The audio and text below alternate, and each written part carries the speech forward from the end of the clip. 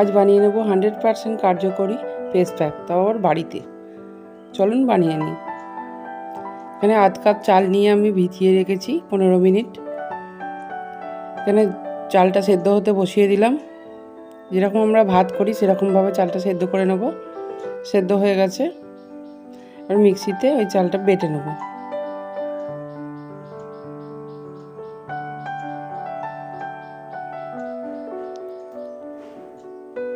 অল্প দুধ দিয়ে দিলাম, দিয়ে বেটে নিলাম। এখনও খানিকটা শক্ত আছে, তাই আরও দুধ দিয়ে দিলাম। দুধটা আমি আগে থেকেই জাল করে রেখেছিলাম, দিয়ে মিশিয়ে নিলাম। Face pack ready. এটা প্রতিদিন মাখতে পারবেন, 7 দিন একটানা মাখলে, একদিন মাখলেই বুঝতে পারবেন যে কতটা কার্যকরী।